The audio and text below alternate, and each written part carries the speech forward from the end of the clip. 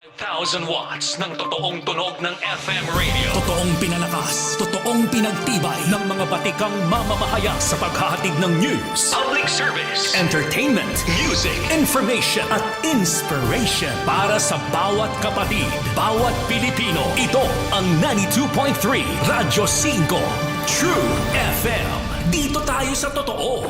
Mukhang kailangan ko na naman palitan ng bubong ko, pare. Mag-iisang taong pa lang yan. May tulo na kagad. Ay, bossing! Baka naman kasi hindi matibay yung ginamit nyo. Dapat ang gamitin mo ay cherry loom, ang yerong aluminum. Basta yero, cherry loom. Tibay protektado sa pangmatagalang yero. Mainit at makabuluhang talakayan tungkol sa sports, kumpleto yan dito sa Power and Play. Mula sa mga paborito at naglalakihang atleta hanggang sa mga natatanging Pinoy sports figures na dapat niyong makilala. Ihahatid yan dito sa Power and Play.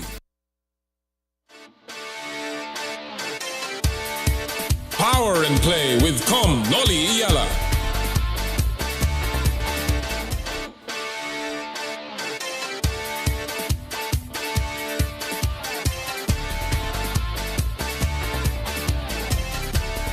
Sa kapwa ko Pilipino, ipagmalaki ang galing na meron tayo. Ilantad ang likas nating talento at magdala ng saya sa mundo. Sa harap ng pagsubok ay di susuko. Para sa pangarap tayo'y porsigido. Magpakitang gilas na at huwag magpatalo. Ipag-iwang natin ang Pilipino. Yan ang Pinoy. Mula noon at hanggang ngayon, talento natin ang bida. Mula sa simpleng bakuran hanggang entablado natin ipakita. May pagsubok man ng Pinoy, pinalalakas ng saya. San man tayo sa pulo, chumbe, sibay, lakay, amiga. Sama-samang pakita ang galing natin katropa. Sa kapwa ko Pilipino. Pilipino. Yan ang Pinoy.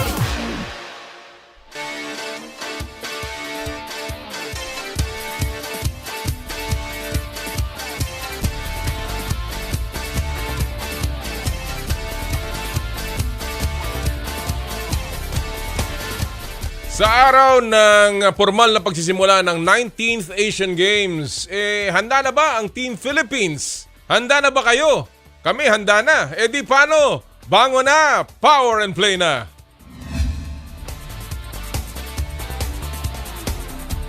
Power and Play with Noli Iyala. Isa pong magandang araw sa inyo lahat, mga kapatid sa buong Pilipinas. Bumabati po kami mula sa TV5 Media Center. Ito po ang Power and Play, hatid sa inyo ng Cherry Loom, ang yerong may aluminum, Cherry Tigo, there's more to our cars. Chooks to go, ang nag-iisang manok ng bayan, true religion where passion meets power, and smart, live more today. Magandang araw po sa lahat ng ating mga suki, mga masugid na tagapanood po sa Radyo 5 92.3 True FM. Sa mga nasa 1PH naman, ang mga nanonood po dyan sa mga emergency room, yung po mga nanonood sa mga terminal ng bus, magandang umaga po sa inyo lahat. Sa 1PH on Signal TV and of course, all over the world via Facebook Live ng 1PH, ng Radyo 5 at ng Power and Play. Alam niyo po, ngayong umaga, sana kayo po nasa mabuting kalagayan at bumangon sa isang maayos na kalagayan sapagkat alam naman po natin ang nangyayari sa ating kapaligiran simula pa kahapon. Actually, the past few days, no, na talaga pong medyo parang lumalabo ang ating pong kalangitan dahil nga po dun sa tinatawag na volcanic smog o yung VAG. Dami ng mga meron ng vlog, merong smog, ngayon may VAG. Ano ba ho yan?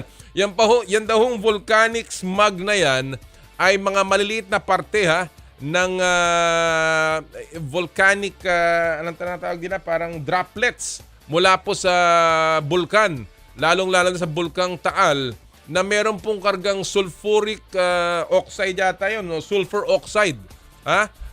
Na yan po, delikado. Delikado po yan dun sa may mga problema sa baga, meron pong problema sa puso dahil ito po ay acidic. Kaya po pinapayuhan tayo ng ating pamahalaan, pati na ng mga eksperto at dalubhasa sa medisina, na tayo po'y huwag masyado maglalabas ngayong mga araw na ito, lalong-lalo na sa outdoors, yung pong nasa talagang gusto nyo pong lumabas sapagkat ito po'y delikado para sa ating kalusugan. At kung kayo naman po yung mga ngailangan talagang lumabas, magsuot po tayo ng face mask. Ang kanila pong piniprescribe ay yung N95. Ilabas uli ang mga N95 na yan. At uminom po ng maraming tubig. Ito po daw ay nakakasakit din ng mata, nakakairita ng mata. At kung kayo po ay may asthma, ito ay maaaring maging trigger. Kaya ingat-ingat mga kapatid ngayong araw pong ito. Ngayong araw din pong ito ang pagsisimula. Ika nga, nabanggit ko na ho kanina, ng 19th Asian Games dyan po sa Hangzhou, China. Kung saan ang Team Philippines ay isa sa mga lalaban po dyan sa multi-event na continental championships po ng ating rehiyon. Yan po ang Asian Games. At ang of course, ang ating pong inaabangan ay kung ating kayang basagin o malampasan ang naging resulta ng Team Philippines noong pong 2018 dun sa Indonesia, dun po sa Jakarta at Palembang, kung saan nanalo po tayo ng 4 na gintong medalya, 2 silver ata yun at 15 bronze medals. Kaya yan po ang ating tinitingnan. Sang kaya itong mga lugar o sang kaya mga sports ang tayo ay makakalusot. Actually, tayo po lalaban sa 37 out of the 40 sports na nakalaan po dyan sa Hangzhou, China. Pamula po ngayon hanggang October 8. Actually, nagsimula na po ang mga laro kahapon pa. Lalong-lalo na dun sa mga team at individual sports. Yung pong football ay nagsimula na. Yung pong rowing ay nagsimula na. Beach volleyball at iba't iba pang mga sports. Pero ngayong araw pong yata ito ang magiging opening ceremonies, kung di ako nagkakamali, o di kaya bukas. Pero magsisimula na po this weekend ang formal na pagbubukas ng Asian Games. Hanggang ngayon, of course, ang tinututukan natin ay ang mga problema doon sa lineup ng Team Philippines. Ang kalangitan nga ay parang nakikiramay sa atin. Napakalabo pa rin po ng mga nangyayari dyan. At lalong-lalo na sa larangan ng basketball, ang ating pong national sport na ating inaabangan. Sino ba talaga ang makakapasok sa ating Final 12 lineup? Ganun din po ang problema sa golf. Ganun din po ang problema sa fencing. At ating pong malalaman mamaya yan at ating pong hihimayin ang mga issue patungkol po rito. Again, ito pong problema natin sa basketball ay napakadali sanang naiwasan kung tayo po'y naghanda ng maaga. Pero ngayon po na meron na po tayong kupunan na ilalaban dyan sa China, atin pong suportahan. Sila Coach Tim Cone at ang buong kupunan pinangungunahan ni Justin Brownlee at ni Junmar Fajardo. Ganyan po talaga. Minsan, ang ating pong masyadong tinututukan ay ang ibang bagay kesa sa ating mga atleta. Sana ho ay maiwasan natin ito. Lalong-lalo na doon po sa mga atletang talaga namang nagbibigay ng kanilang pawis, lakas, dugo at buong oras para po sa ating bansa. Mamaya po ating pong kakamustahin ng Team Philippines at ang mga nangyayari, lalong-lalo na dito sa lineup issues mismo sa ating Pangulo ng Philippine Olympic Committee, si Mayor Abraham Bambol Tolentino po. Mamaya-maya lang po yan. At kakamustahin din natin ang isa sa mga atleta na lalaban po dyan sa Asian Games. Ang tennis phenom ng Pilipinas na si Alex Ayala. Siya po'y aking nakapanayam at ating pong ipapakita mamaya ang ating interview with Alex kung saan binanggit niya ang kanyang paghahanda at kung gaano kahalaga ang paglalaro niya sa kanyang kauna-unahang Asian Games. Mamaya din po, kikilalanin natin ang isa sa maaaring maging haligi ng basketball sa mga susunod na taon. Siya po, hindi ko lang alam kung ito ay merong passport at eligible, pero definitely napakagaling na manlalaro At dahil dyan, siya po ay napili na 3rd overall pick noong pong PBA draft na katatapos lamang noong isang linggo. At siya po ay napili ng Rain or Shine. Si Luis Villegas, ang mythical 5 member ng UE na one and done sa UAAP ay ating pong makakausap sa ating second hour. So napakarami po natin pag-uusapan and of course mga ipamimigay na kung ano-ano pang mga premyo. Kaya tutok lamang, wala pong bibitaw dahil magsisimula na ang inyong paboritong kasama sa almusal. Ito po ang Power and Play at ito po ang ating pagsisimula sa ating paghimay ng mga balita sa sports. Weekly highlights.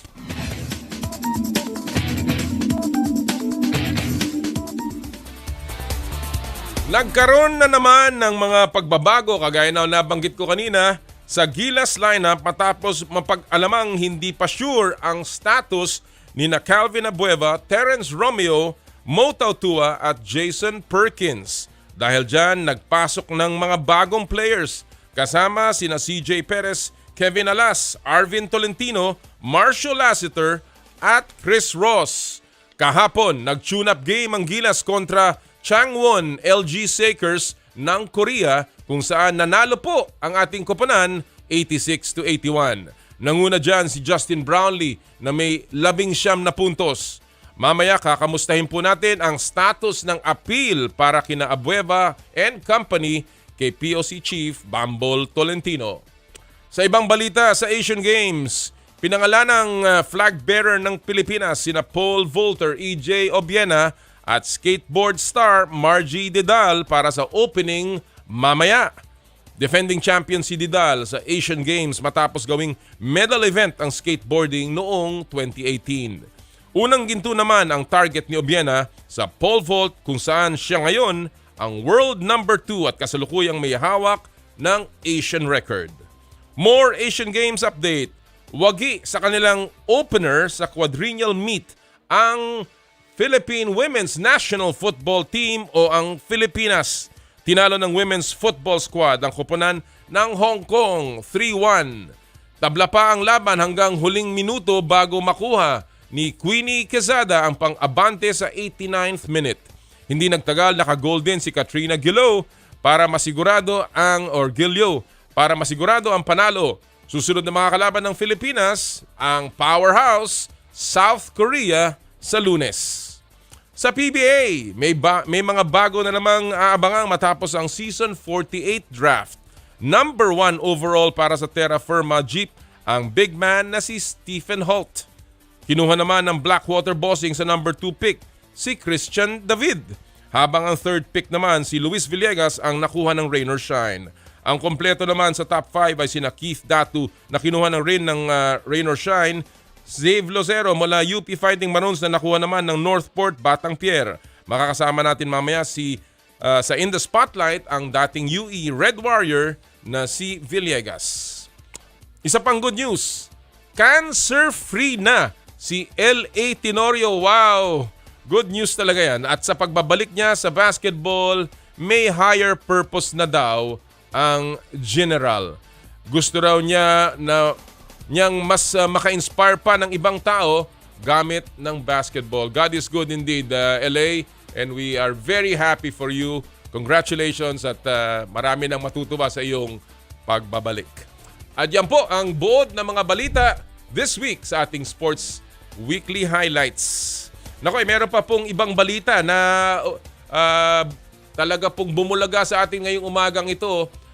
Kanina lamang po, a few hours ago, nanalo po ang ating Gilas Pilipinas or Batang Gilas Pilipinas Under-16 team doon sa FIBA Asia Under-16 Championship. Tinalo po nila ang Japan sa quarterfinals para po makapasok sa semifinals at mas importante, makapasok po sa World Cup, Under-17 World Cup next year sa Turkey. Congratulations sa koponan ni Coach Josh Reyes at ng buong team ng Batang Gilas for this big achievement muli para sa ating bansa.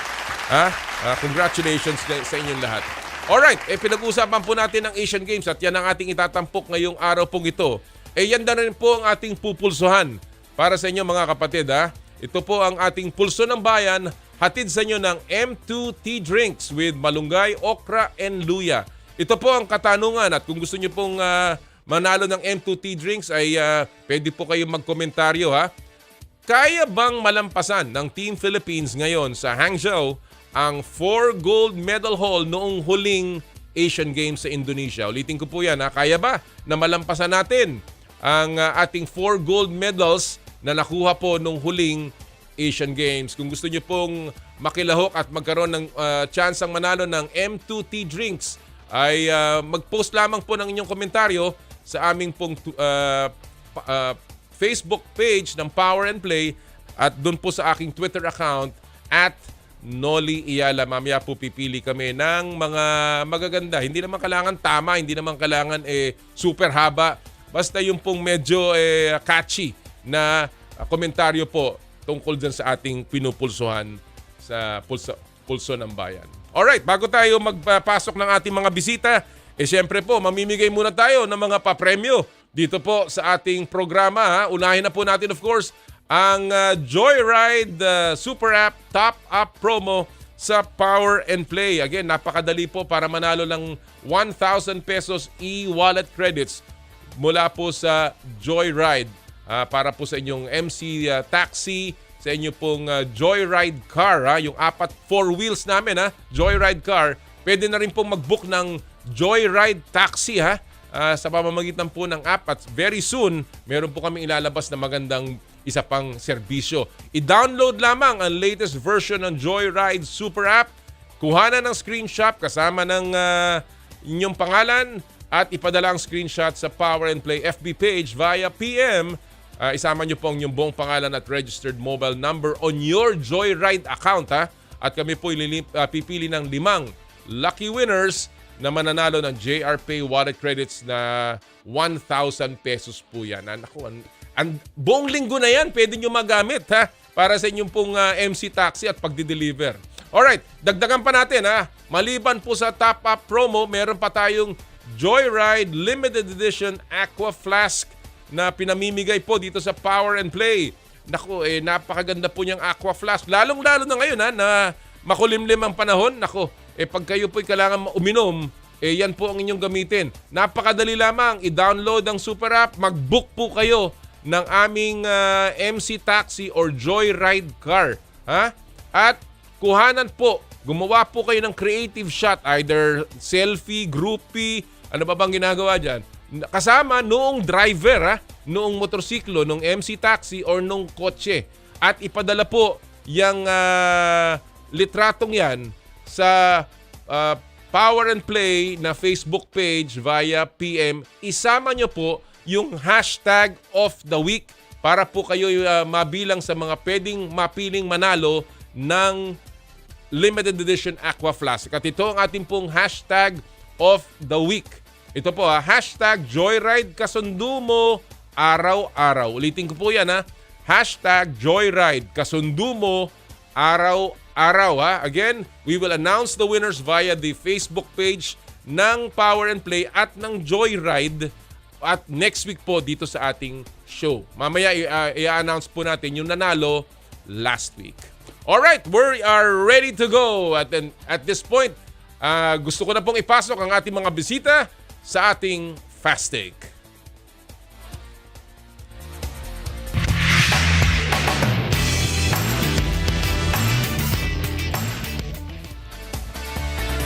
At ang Fast Take ay hatid sa inyo ng Cherry Tigo. There's more to our cars.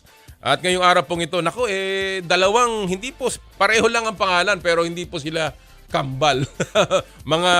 mga batang-batang mga scribes natin, sports scribes, and of course nakatutok sa lahat po ng kwentuhan pagdating sa mundo ng palakasan. Ang ating po mga kasama ngayon, balik Fast Taker, si Ivan Suwing ng Daily Tribune at si Ivan Saldihano, Editor-in-Chief ng Dugout Philippines. Magandang umaga, Ivan and Ivan. Unahin natin si Ivan Suwing. Magandang umaga, Ivan. Ivan S. Ivan I. Ivan S muna. Good morning po, Com, and hoping ligtas po kayo dyan sa Manila. And to our viewers, good morning din, and sana din maka-enjoy po kayo ng magandang sports news po for today. Ikaw ba nasa Hangzhou? Nasa Cebu po actually. Okay. Para naman sa 3x3. Anda ka. Yes po. Oo, mamaya mga kapatid, magbubukas po yung Chooks to Go 3x3, FIBA 3x3 dyan po sa SM City Cebu. Andyan tayo bukas kaya makikita po natin yung mga laban na yan. Ivan Saltihano naman. Magandang umaga sa iyo, Ivan. Ayun, good morning Chairman Noli, and good morning sa mga nanonood and sa mga nakikinig. I'm also here in Mandaue. So yan, papuntahin kami sa SM mamaya. Magkikita-kita pala tayo dyan bukas. Yes. I will be doing the games, the finals tomorrow. So nakakatuwa at magkikita-kita tayo dyan. Pero bago tayo magpunta sa Fast Take, alam ko kayo, nakatutok kayo sa mga kaganapan, of course, all over sa pagdating sa sports. Unahin ko muna ikaw, Ivan Su. Ayan, para hindi masyado, at saka si Ivan Sa. Among the athletes dyan sa Asian Games, sinong inaabangan mo? Sino sa tingin mo ang magiging sorpresa para sa atin? Alam naman natin yung mga regulars, EJ Obiena, Heidelin, yan ang talagang may mga panglaban, at saka yung mga boksingero. But sino ang mga inaabangan mo mga bagong o di kaya ay maaari maging surprise ng Philippine team, Ivan? Yeah, for me, una si Joanny Delgaco ho, na surprisingly nakaabot po ng final ng women's singles sculls sa rowing Wow. And out of dun sa 6 na rowers po natin, which included the Olympian Chris Nevares, siya lang po yung nakaabot po sa medal round. Nevares was 3 seconds short ho nung sa kanyang men's singles sculls. Again, granted, he fell short, pero at the very least, yung consolation nun was he was able to scout his opponents for the next Olympic qualifying. And Delgaco has a chance to break a 21-year medal drought sa Philippine rowing, which was last one nung 2002 pa. Wow. Maganda yan. Aabangan natin yan. A sport na alam ko na maaaring tayo pwedeng manalo dyan sa rowing. Of course, water sports. Dahil tayo ay maraming pwedeng pagtrainingan, at tayo ay archipelago. Ivan Sal naman, ito naman. Ivan, kanina ang tumambag sa atin na balita yung pagkapanalo ng ating under-16 team sa FIBA Asia Youth Championship. Tinalo natin ang Japan para makapasok hindi lamang sa semis, kung hindi sa World Cup. Of course, the other day, kahapon, tinalo nila ang Korea, breaking the curse of the Koreans laban sa atin. Gaano kalaki itong panalong ito para sa iyo, Ivan? And do you think na magandang building block para sa ating future ng Philippine basketball? I say yes kasi you mentioned first time ever na nanalo ang Philippines sa South Korea in a FIBA youth event ever. And in style, 24-point win. And kanina sa laban ng Japan, nagpakitang gilas si Kiefer Alas, yung anak ni Coach Louie. Pero in the end, siya pa yung nagbigay ng 2 game stealing assist kay Bon Daha para ma-sure yung panalo ng gilas. So, this is a good development for basketball. And actually, hindi lang si Kiefer yun nandun. Pati sa pangkapatid niya ng Gomez Del Llano, si Jaime. So, and also CJ Amos, and they also have Elijah Williamson. The future looks bright for Gilas. Especially ito si Joaquin Ludovice nung kahapon. 7 triples, I think it's also a FIBA record. FIBA Asia record. So, masayang panuhin tong Gilas kagating sa Under-17 World Cup. Grabe. Talagang, kumbaga, meron na tayong pwedeng gamiting pundasyon ng ating programa sa mga susunod na taon. Ang tanong na lamang kung ating ma-harness ng mabuti itong talents ng mga batang ito at mabigyan ng magandang programa. Yun naman lagi ang problema natin na minsan nandyan ang talent pero hindi natin magamit ng tama. Alright, well, ready na kayo sa ating fast take this morning, mga Ivan. Alam nyo na ang drill, alam nyo na ang mga drill dito. Bato-bato sa langit, tamaan, huwag magagalit. Walang tama o walang mali. Ang opinion nyo ang mahalaga. You have 1 minute to answer every fast take issue. And we'll begin with the first one. Alam natin, nakatatapos lamang ng PBA draft last Sunday kung saan si Stephen Holt ang number 1 pick na kinuha ng Terra Firma Jeep. Pero yun lang ba ang magandang balita? Kaya ang tanong sa ating unang issue, sino ang biggest winners at biggest losers ng PBA draft? I'll begin with you, Ivan Su.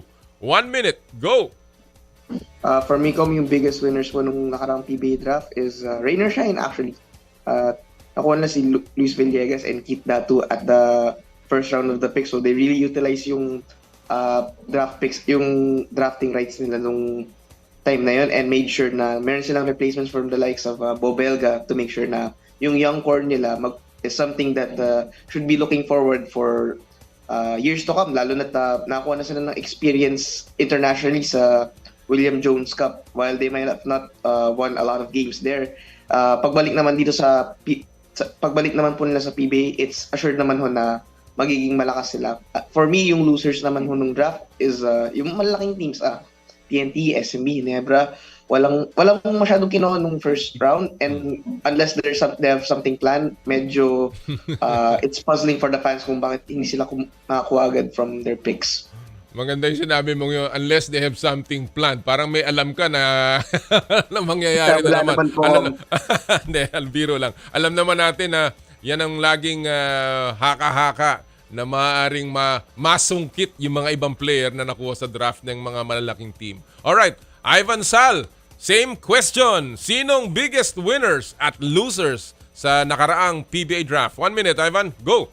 Ayun. Actually, I agree with Ruiz na Reyno siya ang biggest winner because they got what they wanted. Nga, Coach Kieng told us last Thursday or the previous Thursday na they wanted bigs and they got it with Villegas and Datu, and they can get Datu immediately kasi siya is cleared to play. Then si Villegas, you can wait for him kasi is still recovering from an injury. And then they also got TNT's 2025 first round pick pending its approval sa PBA office. Nga, I can correct mo na si Ivan Ruiz na TNT is set to get Henry Galinato from that TNT 2025 pick.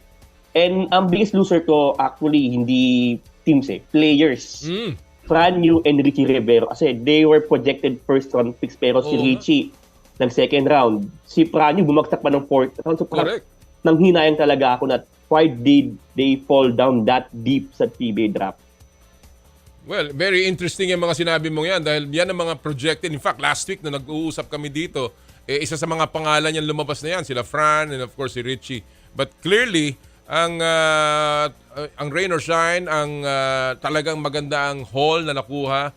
And hopefully, ito sila umangat, no? At of course, atin ding inaasahan na sana itong mga top picks na to ay manatili sa kanilang mga koponan para naman matulungan nila ang parity sa liga dahil diyan naman talaga na naayos natin ang balanse ng liga diyan sa pamamagitan ng mga draft na nangyayari taon-taon. All right, let's go to our second issue of the morning, talking about parity.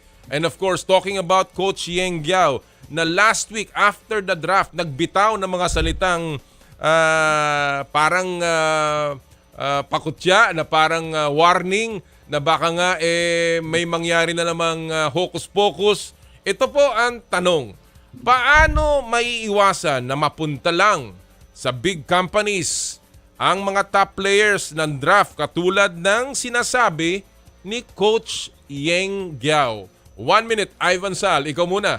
Go!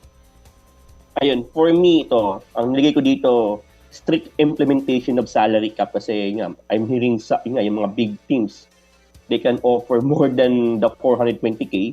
Ay, pa I'm hearing. Pero yun nga, siyempre dapat implement yung salary cap para pantay halos lahat. At least muna.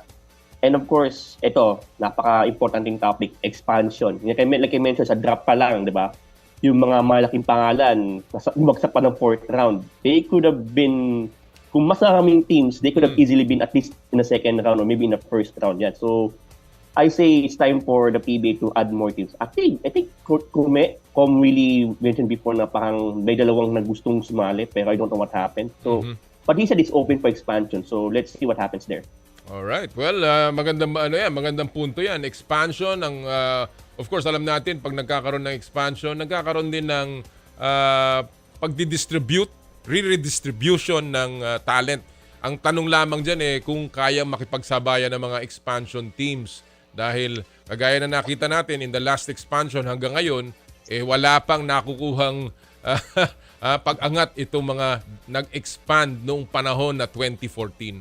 Alright, Ivan Su, same question. Paano maiiwasan na mapunta lang sa big companies ang mga top players katulad ng sinasabi ni Coach Yang Yao?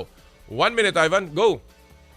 Bukod nga po yung sinasabi na yung call for stricter salary caps and yung tighter implementations ng rules sa PBA, teams actually should be have a roadmap for their players na hindi lang sila kukunin para lang makakuha ng draft or para lang makakuha ng mga ng players. They have to convince their picks, their stars, their up and coming stars na we want to win, we have a project, please bear with us. Kasi may mga players din sa PBA na actually tinanggihan pa nga yung mas malaking salary, mas malaking game time sa B-League. So I think it can work for other teams, but it has to be done dun sa management ng mga franchises to make it work. Well, making it work always comes with a mindset na dapat ay league first ang pag-iisip, hindi ang sariling kapakanan. Of course, lahat ng koponan gustong manalo. Kaya, again, paulit-ulit ko po sinasabi, obligasyon ng Commissioner's Office na balansehin ang liga. Ang mga teams, hindi nyo pwedeng sisihin. Talagang ang kanilang pakay, manalo. In whatever legal way it can be done. Nakita naman natin ang announcement ng San Miguel. They have spent 1 billion pesos on their teams. Iyan ba naman ay hindi pa senyales para tingnan ng liga ang pagbalanse. At nasa commissioner yan kung papaano gagawin ang trabahong pagbalanse ng liga. Huwag po tayong umasa dun sa pinapakitang ITR ng mga sinasabi nyo, nagpapresenta ng ITR para ipakita ang salary cap. Naku po, huwag na po tayong maglokohan. Siguraduhin po nating maayos ang pagpapatakbo ng ating liga para po lalo pang lumaki ang ang hanap buhay ng ating mga players. Alright, let's go to our third and final issue of the morning. Ito ay patungkol sa Gilas, Pilipinas kung saan alam naman natin na nangyayari, mga Ivan. Wala pa ring linaw at malalaman siguro natin mamaya kay Mayor Bambol kung ano ang mangyayari dyan sa Gilas lineup na yan. Pero ito ang tanong, sa likod ng issue sa pagbuo ng lineup ng Gilas para sa Asian Games, kaya pa bang mag-podium finish ng basketball sa Asian Games? I'll begin with you, Ivan Su. 1 minute, go! Com, I'd like to be cautiously optimistic na lang muna for the Gilas team. Ang daming nangyari since the World Cup and I know Coach Tim and his players are doing what they can to form a formidable team para sa Asian Games. For me, let's just see muna how they'll do muna sa group stages nila. They have Bahrain, if I remember correctly, they have Bahrain, they have Thailand, and they have Jordan who has TNT import Ronde, Hollis Jefferson. So at the very least, there's some familiar territory for Coach Tim and for Justin Brownlee kasi nakalaban na nila yan nung Governor's Cup. So let's see how they do sa group stages nila and then let's see what will happen po on the next phases ng Asian Games. Maingat na maingat ka, Ivan. Kung sa bagay, talagang mahirap gumawa ng prediction ngayon dyan sa nangyayaring kaguluhan pa. Hindi pa nga natin alam kung sinong lalaro dyan na hanggang kaduluduluhan eh. Alright, Ivan Sal, ikaw naman. Sa likod ng issue sa pagbuo ng lineup ng Gilas para sa Asian Games, kaya bang mag-podium finish sa basketball ang Pilipinas? 1 minute, Ivan. Go! It's tough to say this, but my answer is no. Kasi, yun nga, parang nakalata sa laban nila kagabi sa Changwon yung kulang sa preparation kasi nakalamang sila natin ng 13 points yata, if I'm not mistaken, pero nakahabol pa ng Changwon to just 1 point, especially because of Dante Cunningham. So, parang although they eventually won, parang, yeah, there's still a cause of concern, especially. Pero yun nga, maganda yung group stage ng Gilas. They have Bahrain, they have Thailand, they have Jordan. Maybe beatable, but yun nga, Thailand has improved tremendously over the years, and of course Jordan, they have RHJ. So, or Jordan, I mean, they have RHJ. So, medyo I say cautious din ako sa mangyayari sa group stage before moving forward. Well, I admire your candor, Ivan, and I share it actually, na I have my doubts about the podium finish. And hindi to dapat personalin, sapagkat kung ang Amerika nga, ang USA, hindi naka-podium finish sa World Cup eh. Amerika na yon. Tayo pa na ngayon lamang naghanda at meron pang kaguluhan. Of course, we are all basketball crazy fans na talagang umaasa sana na magbigay ng medalya ang basketball dahil isa yan sa pinakamahalagang medalya para sa ating mga Pilipino. Pero nakikita naman po natin sa paghahanda, puspusan, talagang sakripisyo, pero hindi po ganyan ang ating inaasahan sana sa ating mga liderato na sana'y mas maganda pa ang pag-ayos ng basketball, dahil yan po ay ating laging inaabangan. I hope na magkaroon ng milagro, magkaroon ng minor miracle. I hope na talagang lahat ng itinira ni Justin Brownlee ay pumasok at kargahin tayo ni Junmar Fajardo at ng iba pang mga players ni Coach Tim Cone. But in the end, hindi lang po pag-asa ang dapat nating sandalan kung hindi tunay na paghahanda para sa isang napakahalagang event katulad ng Asian Games. Mga Ivan, maraming salamat sa inyong pagsama sa atin ngayong umagang ito. Kita-kita tayo bukas dyan sa Chooks to Go FIBA 3x3. Maraming salamat. Thank you. Mga kaibigan, si Ivan Saldejano, Editor-in-Chief ng Dugout Philippines, at si Ivan Suwing ng Daily Tribune Sports sa Fast Take. Alright, bago tayo mga kapatid mag-break at ating pong ipakilala susunod nating magiging panauhin, isa muna pong paalala mula sa ating mga kaibigan sa Smart. Puso Pilipinas is a movement to celebrate the Filipino athlete powered by Smart. Follow them on Facebook, Instagram, Twitter, and YouTube. Get a chance to win exclusive Puso Pilipinas merch by sharing their Facebook page in your social media accounts with hashtag Puso Pilipinas. The Giga Life app is the latest mobile app from Smart that lets you discover and enjoy your passions with the different Giga promos. It can be downloaded and used by Smart Postpaid, Smart Prepaid, Bro Prepaid, and TNT subscribers via the Apple or Google Play Store. What can the Giga Life app do for me? Check your balance, monitor your current subscription, top up using debit credit card, subscribe to the latest Giga promos, monitor your data consumption, auto-detect your mobile number when you are connected to Smart Network one-tap subscription to the most popular offer, Giga Video 99. And of course, Power and Play is powered by Smart. Live more today. At sa ating pong pagbabalik, ang ating makakausap at kakamustahin natin ang Team Philippines sa Asian Games. Walang iba kung hindi ang Pangulo ng Philippine Olympic Committee, Mayor Abraham Bambol Tolentino. Ito po ang Power and Play. Hatid sa inyo ng Cherry Loom, Cherry Tigo, Chooks to Go, at ng True Religion. Ang oras po natin, 8:37 ng umaga. This time check is brought to you by M2T Drinks, your natural source of electrolytes.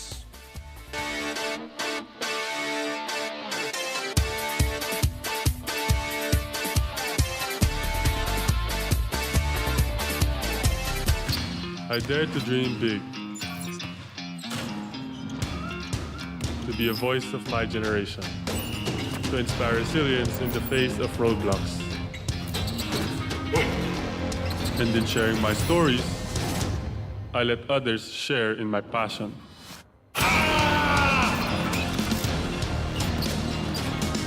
Follow Kai's stories on Twitter and share yours. With Smart Double Giga Stories.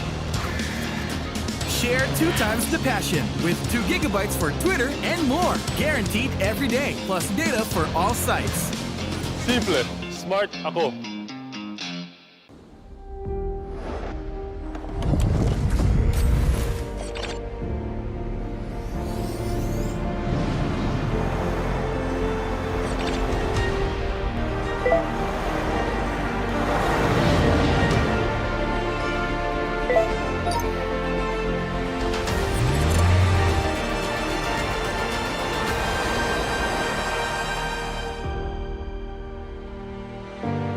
Sherry. Masarap. Malinis. Friendliest store crew. At higit sa lahat, healthy. Ang bawat manok ay laki sa alaga, hindi sa gamot. Garantisado, zero antibiotics. And that's the Chooks experience. Kaya mag-Chooks to stay na, dito lang sa Chooks.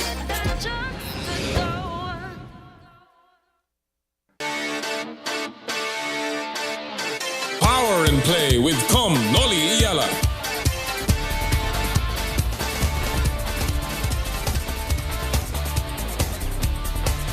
Pinarangalan ng PIMA bilang Radio Station of the Year, Radyo 5, True FM. Dito tayo sa totoo. Totoong balita, totoong kwento. 92.3 Radyo 5, True FM. True News Update. Narito ang Radyo 5 True FM News Update. Naka-white alert status na ang lahat ng ospital sa Calabarzon. Kasunod ito na makapal na smog o fog na bumabalot sa ilang mga bayan sa Batangas at Cavite mula sa Taal Volcano. Apektado na rin ng fog ang ilang bahagi ng Metro Manila.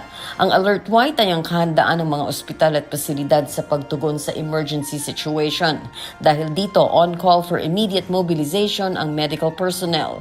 Hanggang kahapon, umabot na sa 22 bayan at lungsod sa Batangas ang apektado ng sulfur emission mula sa bulkan. At yan ang balita. Ako si Cherry Baile para sa Radyo 5 True FM. Dito tayo sa totoo. Totoong balita, totoong kwento. 92.3 Radyo 5 True FM. True News Update. Mukhang kailangan ko na naman palitan ng bubong ko, pare. Mag-iisang taon pa lang yan. May tulo na kagad. Ay, bossing! Baka naman kasi hindi matibay yung ginamit nyo. Dapat ang gamitin mo ay Cherry Loom, ang yerong aluminum. Basta yero, Cherry Loom. Tibay protektado sa pangmatagalang yero. Totoong abot na abot ang True FM saan man panig ng Pilipinas at sa buong mundo. Basta may Pilipino. Sundan at ilike ang Radyo 5 True FM sa Facebook, TikTok, Instagram at sa X o Twitter. Dito na tayo sa totoo. True FM.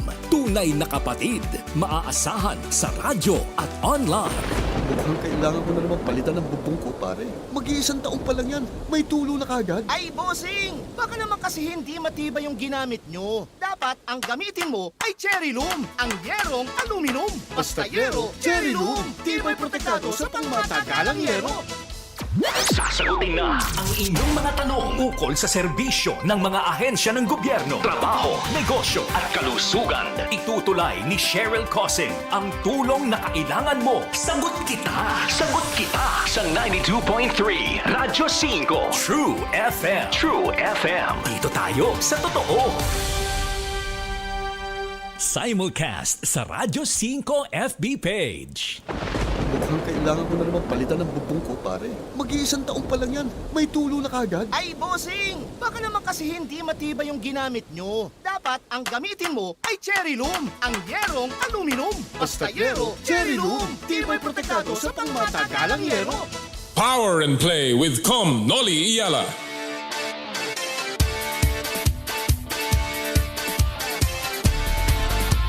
Muli po nagbabalik ang Power and Play at kasama na po natin ngayon na walang iba, wag na tayo magpatumpik-tumpik. Mula po sa China, ang Pangulo po ng Philippine Olympic Committee, si Mayor Bumble Tolentino. Magandang umaga, President Bumble. Chair Noli, ni hao. Gandang umaga sa inyong lahat. Ang ganda daw ho dyan sa Hangzhou, Yes. President? Yes, this is the second most beautiful cities Oh. in China. High-end, high-tech, because this is the base of home base of Alibaba and dito sa pinanganak. Oo. So, yeah. Oo, napakaganda nga daw. Super. So far at ang mga nababalita natin ay napakaganda po ang reception. Unang-una po, President Bumble, kamusta po ang mood ng ating koponan as we begin the 19th Asian Games? Okay naman, they're excited for some of the games. Volleyball won, 'di ba? Ang lalaki kaya lang di ata umabot sa sa target. So parang tapos na yung nila. Oo. Meron tayong isang babae sa rowing na finalist na pumasok. no? At nanalo yung ating football team kahapon. Yes, yung football pa, no? Oo. Yung sa rowing si Del Caco. Mm. So after the opening mamaya, we were just busy sa opening. We were given 90 slots to parade. No? So hinahanap pa namin yung pinagbibigyan natin ng barong kasi yung iba may back out, pagod sa biyahe, may layover sa Hong Kong, etc. May laro na, so malalayo yung iba. We're still looking for those 90 who will parade. Pinayagan na yung official, so baka makita niyo bakit ang daming officials kasi yun ang pampalit natin dun sa mga athletes na hindi makaka-parade. Okay, at least Para malinaw lang yan. dami mag-parade. Oo, at least malinaw ho yan. Alright, Press Bambol, time and time again, binabanggit nyo sa inyo mga interview na malaki ang chance natin malampasan yung 2018 performance natin sa Jakarta, Palembang. Ano po nagbibigay sa inyo ng kumpiyansa? Sana, God willing, even without Carlos Yulo, with Kaloy kasi, easy of 2 goals yan sa kanya. Nakasabay lang ng Belgium World Qualifying niya sa Olympics. No? So, spite of that, kahit wala siya, kaya pa naman ng boxers. Ang boxers natin kasi, this Asian Games will be direct qualifying sa Paris. So, ang kondisyon nila, main condition nila, talagang buhos na to kasi ito nga yung qualifying. Correct. Pag naka-gold and silver ka, pasok. Sure of pasok ka na. So, malaki yung chances natin. We have 8, 9 boxers at stake, no? So, yun ang briefing namin sa kanila. Of course. May weightlifting pa. Oo.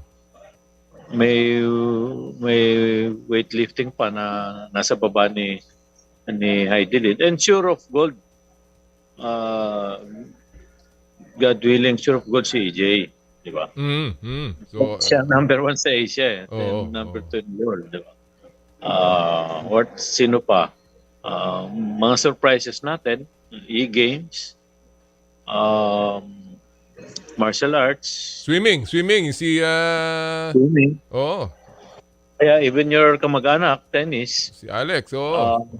Si Alex, mixed doubles. And sa golf, baka may surprises din. Kahit wala na si Yuka at saka si Bianca. No? Oo. Sa lalaki, I think. In the end, Press, ilan ba ho ang numero ng ating Team Philippines? Finally, ano ang number ng delegation natin?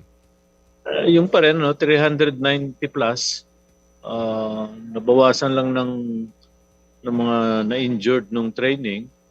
But napalitan na naman natin yon kasi allowed yon.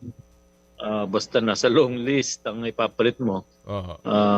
Basta na-injured na sa long list. Yun ang sinasabi ko noon pa.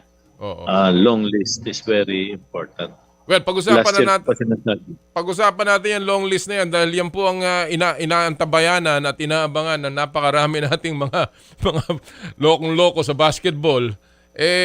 Ano ba ho talaga, unang-una, bago natin puntahan kung ano po ang desisyon dun sa apila natin, ano ba ho talaga ang punot dulo ng problema dito sa lineup ng basketball, Press Bumble? I'll be frank, no? Siguro na-busy sila sa FIBA World Cup. No? Nung pa sinasabi yun, sa lahat, not only in basketball, na Asian Games is the Olympic of Asia. Don't belittle Asian Games. Correct. No? So, send the best. So, nagkaroon ng notices, deadline, long list. Repeatedly, lagi namin pinapaalala yan. Hanggang sa, alam naman, Pinoy, laging last minute. Pero kahit nag-last minute, hindi pa rin naasikaso yung iba. So, yung mga personal decision siguro nila na di na kailangan sa long list to, kaya na to ng team na to or what. Yung ibang sports, gano'n, no? O what if na-injured, di ba? Tapos meron palang mas magaling. After sarado na yung qualifying, may lumabas na mas magaling. So, paano natin mailalagay yun kung hindi nyo nilagay sa long list, di ba? Masyadong nagka-kumpiyansa or nakalimutan. Whatever reasons. Press, yun yung sinasabi natin. Sino ba ho naglalagay o nagbigay nung 60 man at nung 37 man? Ang SBP mismo yan. Yeah, of course, it will be from NSA. Aha. Sumusunod, tinatanggap lang namin yung mga pasok Listahan. nila. Hindi naman namin, Mga Hindi pangalan. hindi naman namin pwedeng pakialaman yun. Okay. Unless it's a controversial issue. Aha. Like, merong pre-controversial issue. Like what happened to EJ, tennis, etc., and swimming. It's under the watch of POC. Pag merong issue, then tsaka kami pumapasok. Teka muna, parang mali ang ano nyo. Di maganda yung lineup nyo. So, last say. Pero dun sa iba, siyempre, we respect what they submitted. And Hindi yan, namin pwedeng pakialaman. and yan, Pres, talagang merong mga tinakdang deadline kayong binibigay sa lahat ng NSA. Yes. Kulang na lang bang mind us? Kulang na lang bang hindi lang kami makapag-text, please mind us. Diba? Sa dinami-dami ng mga staff and everything, no? Dapat tinutukan. China is China. Iba yan. Pag sinabi niyang ito, deadline, ito. Pag sinabi niyang ito lang ang pwedeng pumunta, ito. Diba? Hindi naman yan like some ASEAN countries na pipilipit natin. Madadaan sa pakikisama. Yes, at saka maraming baka maraming i-connect eh. Especially tinalo natin sila sa World Cup. Doon ho kasi sa mga pag-uusapan natin. Tama yan. Medyo merong gustong patunayan. Doon kasi sa mga nagtatanong, bakit daw kailangan pa ng 60 man, 37 man? Sinasabi ko nga, alam nyo, eligibility yan. That's part of the eligibility procedure. But kayo na po, Pres Bambo, lang mag-explain. Bakit po kailangan ng mga ganitong 60 long list tapos na prune down until the final list? Yes, kasi hindi mo masabi kung ano yung bukas, di ba? Hindi mo masabi kung sino wag naman sana. Pag may na-injured, so madali magpalit. Nauso yan din nung COVID. Eh. Paano kung biglang may nag-positive? So, sinong ipapalit mo? Diba? Pero kaya lang, before, walang long list. Madali magpalit hanggang hindi pa nag-i-start ang game. Okay. Diba? Pero para ngayon, naman fair na yung iba, paano may bibigay kung wala pang passport pero hindi pa nalabas. So, yung mga tipong ganun. So, laging may backup. May plan B. Alright. Kung mga plan A, plan B. So ito yung plan A ko na ito yung team. So plan B ko ito. Pag ito, marami nangyari sa iba niya na nanganak yung asawa so hindi na makakapunta. Correct. Diba? Yung mga ganung lalo na sa contact sport talagang ang daming injury na pwedeng mangyari. Kaya talagang kailangan. So, may replacement in short. Dapat may long list of replacement. Okay. So naglagay lang sila ng policy na all replacement will be coming from long list. Okay. Well, Mayor, ito na ho. Simple as that. You have said, again, also in your interviews na you will push hard dun sa mga pagbabago na inaapila natin sa Gilas Pilipinas basketball team. And ang balita is that it will be discussed in your final meetings. Ano po ang latest, Mayor? Ano ho ang pinaka-final decision dun sa apila natin na mapasok yung 4 na player ni Coach Tim Cone? Alam nyo, I'm monitoring and supervising not only basketball. We have 40 plus sports to deal with. No? So, as a POC president, nagkataon lang na talagang Filipino love basketball and the most popular sport in our country. So, kailangan tutukan. Pero hindi ko naman pwedeng pabayaan yung ibang sports din. No? So kinakain din yung schedule ko, especially some meetings. Pinapatawag tayo ng IOC, different departments, NSA Affairs, Olympic Solidarity, kanya-kanyang schedule yan, iba-ibang hotel, takbo dito, takbo doon. So in short, hindi natin pinababayaan ng basketball. Kaya nga sabi ko, doon sa latest, kahit 1,000 times nilang i-reject yung LAR natin, the LAR, the list of athletes replacement, Kahit 1,000 times nilang i-reject, 1,000 times din nating ipupush. Di ba?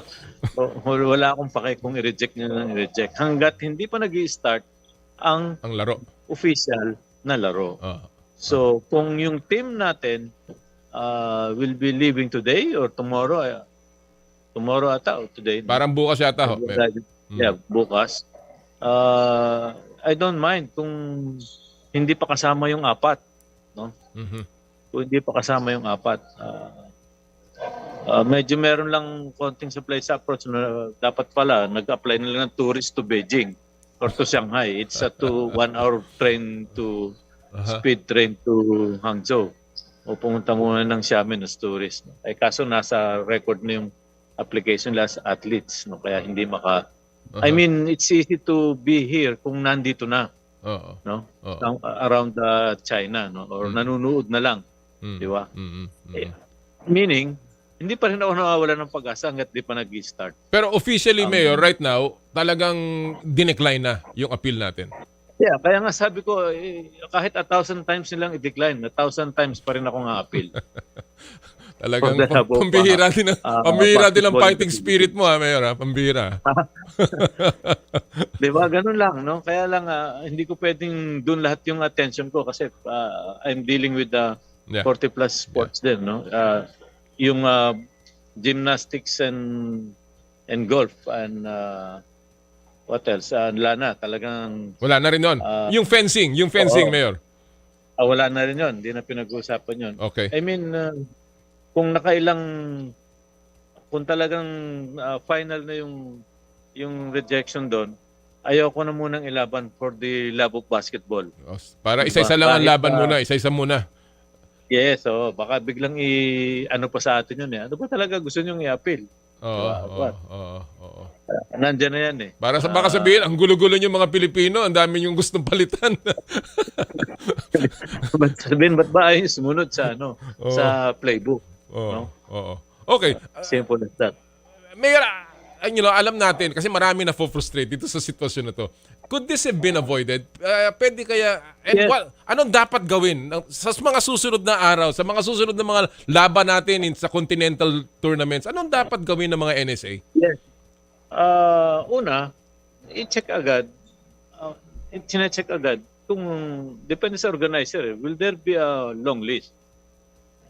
Kasi ngayon nga lang lumalabas yung mga long list na yan. So dati naman wala yan. Nakailang palit tayo sa basketball ng Indonesia, remember? Diba? Huling pumasok ko si Clarkson noon. Nakailang palit. So on other games, SEA Games, etc. So yun muna unahin. Pero kung talagang kailangan mag-submit ng long list, mind us. Mind the rules. Mind the playbook. Diba? Sumunod lang. Dami namang staff ng all this. Ito tanong, Chair Noli, bakit ilan lang yung may problem sa long list? Bakit majority complied? 95% complied? Tama. Di po ba? Oo. So balik ako dun sa please mind us. Hindi yung rule ang problema. Ang problema yung tumutupad sa mga patakaran. Yes, baka nga ang tagal pa bago sumagot eh pag kami nag-i-email or nagme-message to WhatsApp o Viber. Diba? All right. Well, alam nyo, of course, abangan pa rin natin yan at kami po yung nagpapasalamat sa inyo sa inyong fighting spirit. Pero of course, we have to start tempering our expectation dahil sabi nyo nga, talagang mahigpit ang mga organizers dyan po sa China. So again, yan ang mensahe natin siguro sa ating mga fans. Imagine, every 4 years lang itong Asian Games. The next will be 2026. Supposedly, this was last year, di ba? During COVID na postpone lang. So, lagi na lang bang lesson learned? Hindi na matatapos yung lesson learned natin. At saka matagal na ho sila dyan, kaya alam na nila yung mga patakaran na yan. Nangyari na yan noong 2014, nangyari yan nung pinalitan si Blatch. Hindi rin makalaro dahil si Douthit. Kaya si Douthit ang isiningit. Yun ang pagkakatanda ko dyan. So, napakarami na hong ganyan na nangyari. Kaya, well, again, lesson learned pero napakasakit. It's sports talagang planning pa rin. Planning. Part of planning That's process, right. di ba? Oo. Kung maagap ka sa planning, etc., madali yung execution. Alright. Pres, I know na medyo ayaw mo nagbibigay ng mga prediction pero I have to ask you, ano ang forecast mo dito sa ating Team Philippines, Pres? You think that this will be a good ano sa atin, good stint sa Asian Games? Yes, I'm still praying, no? Lagi. Pag nasimba ako, lagi. Na matapatan lang yung previous, then pag nalampasan pa, lalo na. But as I've said, wala si Kaloy. Wala si Kaloy. So, it's it's a God's blessing pag natapatan natin at na lampasan yung previous record natin. Alright. Gusto ko lang magtanong din, Mayor, tungkol doon sa inyong isang binigay na announcement na na-excite ang karamihan ng tao dahil siyempre we're looking forward to the 2024 Paris Olympics na, Pres Bambol. Yung pong binanggit niyo na baka may pag-asang lumaban si Manny Pacquiao sa Paris. Ano ho ang hakbang para mangyari to at meron na buong ginagawa ang ABAP at ang POC tungkol dito? Yes, I'm working on it, no. Dun sa isang meeting ko the other day with IOC, I verbally laid down our cards. Then by October, we will formalize the request to the IOC. Then it will be forwarded to the caretaker of boxing. Kasi expelled na yung boxing. There's no boxing IF. No? So IOC task force ang may hawak. No? This Asian Games, sana yung qualifying, but Senator Man is disqualified na dahil 40 years. Yes, sa age. Below ang requirement. But still, there's a universality route. On that universality route, they will give four male and I think 6 female. No? But you'll be boxing out sikuhan kayo ng 120 countries on that. So, nadaan yan sa mahabang process. Tingnan natin kung if it will help IOC shot in the arm for boxing. Yes. So, bakit hindi nila i-grant yung request natin? Well, yun po ang isang angulo na I'm sure tinitingnan din yan ng IOC. Alam naman natin kung gaano kahalaga din ang star power pagdating sa Olympics. Yes. Mayor, before I let you go, kamusta? Alam po natin na nangyayari dito sa ating kapaligiran dito sa Manila. Just off topic. Kamusta po ang Tagaytay, Mayor, dito po sa smog na nangyayari? At yes, ano pong ano yan Chernoli, depende yan sa ihip ng hangin Pag ang hangin bumuga north, east, or west, so papunta talaga yan ng Tagaytay. Merong oras kasi na pag iba yung ihip ng hangin, papuntang Batangas South, so wala, clear. No? Pag po ang hangin bumuga pa west o pa north, yun, may tumatama. Then sabi nila, yung ba yung umabot ng Pasig? Sabi naman ng P-Box, Pag-asa, hindi naman yan. Clear haze and smog yung nasa Metro Manila. Pollution talaga yun. No? Yes. Then, yun na nga, depende sa ikot ng Pero wala naman ho tayo mga casualties sa Tagaytay, Mayor. Wala Wala pa naman. So far, so good. With God's blessing, so far, so good. Well, Mayor, we hope that it will also be with God's blessing. Magandang performance natin and we wish you luck sa ating opening ceremonies. Marami pong manonood and of course mag-aabang sa performance ng Team Philippines. This will be a great opening.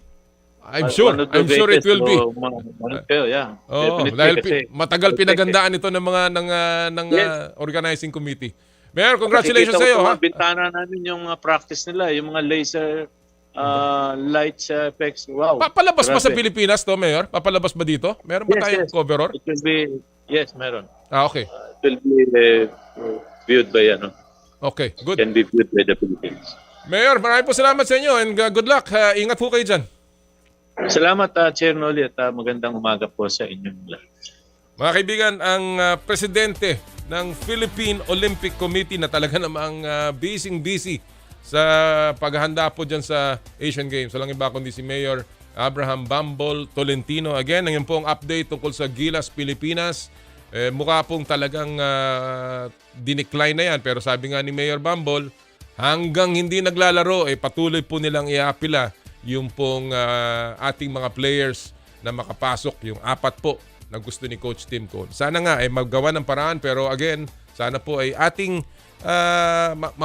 mahinahon po tayong tanggapin itong laban na to at wag po tayong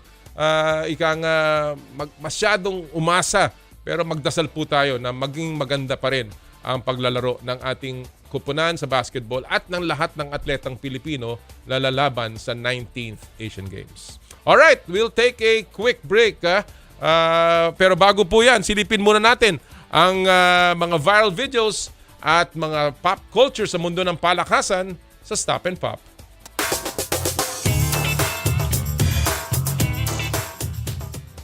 Naku, eksakto to. Ang video po natin ngayon, yung sinasabi ni Mayor Bambol, Know the Rules. Yan po ang ating title. Know the Rules. Panoorin niyo po itong video ito. Kasi itong si Kuya, na-save niya yung tira sa loob. Pero bigla nagyabang at pumasok. Pagkapulot ng bola, pumasok po sa loob ng goal habang sumisigaw sa crowd. Ayun, puntos tuloy sa kalaban. Para hindi yan mangyari sa inyo, kahit anong sport, unang-una, huwag kayong magyabang. Pangalawa, know the rules, kagaya ng sinabi ni Mayor Bambol. We will take a quick break. Sa ating pong pagbabalik, ang ating makakausap, ang ating pong tennis phenom, si Alex Ayala sa Power and Play, at ang number 3 pick ng Rain or Shine, si Luis Villegas sa In the Spotlight. Ito po ang Power and Play. Hatid sa inyo ng Cherry Loom, Cherry Tigo, Chooks to Go at ng True Religion. Ang oras po natin, 9:06 ng umaga. This time check is brought to you by M2T Drinks with Malunggay, Okra and Luya, your natural source of electrolytes.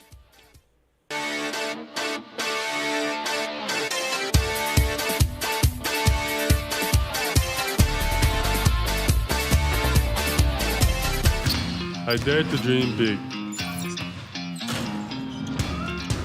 To be a voice of my generation.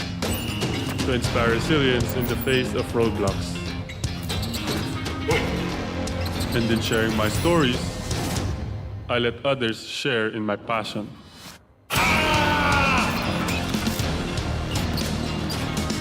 Follow Kai Stories on Twitter and share yours.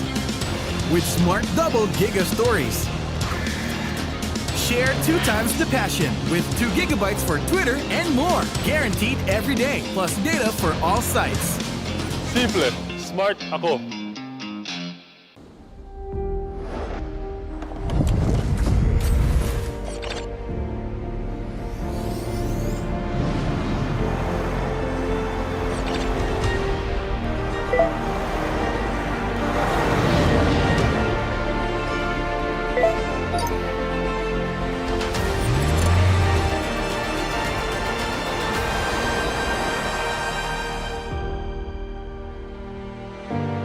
Sherry. Masarap. Malinis. Friendliest store crew. At higit sa lahat, healthy. Ang bawat manok ay laki sa alaga, hindi sa gamot. Garantisado, zero antibiotics. And that's the Chooks experience. Kaya mag-Chooks to stay na. Dito lang sa Chooks.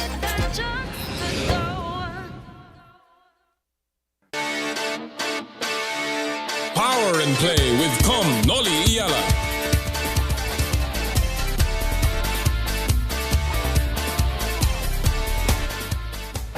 Mukhang kailangan ko na naman palitan ng bubong ko, pare. Mag-iisang taong pa lang yan. May tulo na kagad. Ay, bossing! Baka naman kasi hindi matibay yung ginamit nyo. Dapat ang gamitin mo ay Cherry Loom, ang yerong aluminum. Basta yero, Cherry Loom. Tibay protektado sa pangmatagalang yero. Sasagutin na ang inyong mga tanong ukol sa serbisyo ng mga ahensya ng gobyerno, trabaho, negosyo at kalusugan. Itutulay ni Cheryl Cosing ang tulong na kailangan mo. Sagot kita! Sagot kita sa 92.3 Radyo 5 True FM. True FM. Dito tayo sa totoo. Simulcast sa Radyo 5 FB page. Mukhang kailangan ko na naman palitan ng bubong ko, pare. Mag-iisang taong pa lang yan. May tulo na kagad. Ay, bossing! Baka naman kasi hindi matibay yung ginamit nyo. Dapat ang gamitin mo ay cherry loom, ang yerong aluminum. Basta yero, cherry loom. Tibay protektado sa pangmatagalang yero. Pinarangalan ng PIMA bilang Radio Station of the Year. Radyo 5 True FM. Dito tayo sa totoo. Mukhang kailangan ko na naman palitan ng bubong ko, pare. Mag-iisang taong pa lang yan. May tulo na kagad. Ay, bossing! Baka naman kasi hindi matibay yung ginamit nyo. Dapat ang gamitin mo ay cherry loom, ang yerong aluminum. Basta yero, cherry loom. Tibay protektado sa pangmatagalang yero. 25,000 watts ng totoong tunog ng FM radio. Totoong pinalakas, totoong pinagtibay ng mga batikang mamamahayag sa paghahatid ng news, Public service, entertainment, music, information at inspiration para sa bawat kapatid, bawat Pilipino. Ito ang 92.3 Radyo 5 True FM. Dito tayo sa totoo. Power and Play with Noli Iyala. Mayong buntag kaninyo tanan dyan po sa Cebu City sa lahat po ng ating mga nanonood, lalong-lalo na dun sa mga naghahanda na para sa Chooks to Go FIBA 3x3 World Tour Cebu Masters. Dyan po gaganapin sa SM Seaside City. Dyan po gaganapin yung laro. 12 mga kuponan po yan maglalaban-laban para dyan sa 3x3 ng FIBA. And ating pong kuponan yung Chooks Philippines Manila team na pinangungunahan ni Coach Chico Lanete at ni Mark Talio at ng ating pong mga tatlong foreign players. Good luck sa inyo sa simula ng mga laban ngayong araw pong ito. Alright, talking about, bago pala yan. Isa pong pagbati, kaya pala wala dito Happy birthday sa ating kasama dito sa Power and Play. Walang iba kundi si Jergen Miliena. Happy birthday Alam mo si Jergen, busy rin yan sa Joyride Sana nag-i-enjoy ka ngayon, Jergen. Alright. Sa lahat ng mga nagbe-birthday na rin, happy birthday sa inyong lahat. Happy birthday! Gusto na po natin ngayon ipasok, of course, ang isa sa mga lalaban po dyan sa 19th Asian Games sa Hangzhou, China. Siya po ay first-timer sa Asian Games, but siya po ay kilalang-kilala dahil siya po ngayon ang naglalaro sa WTA Pro Circuit. She won her 2 titles out of her 4 this year. And napakaganda ng kanyang last showings doon po sa Japan and of course sa Guangzhou. So kamakalawa, nakapanayan po natin siya. And these are her thoughts about playing and performing for the first time in the Asian Games. Our tennis phenom, walang iba kung hindi si Alex Ayala. At kasama na po natin si Alex Ayala. Alex, good to have you back on the show. Hi, Tonoli. Thank you so much for having me again. Alam mo, nalilito na ako Last I knew, you were playing in Japan, and then you played in Guangzhou. You are now in the venue of the Asian Games, Alex? Oo, nakakalito talaga. But so now I'm in Hangzhou, where the Asian Games will take place. And I finished a couple tournaments around Asia, in Japan, and here in China also, which went very well, in my opinion.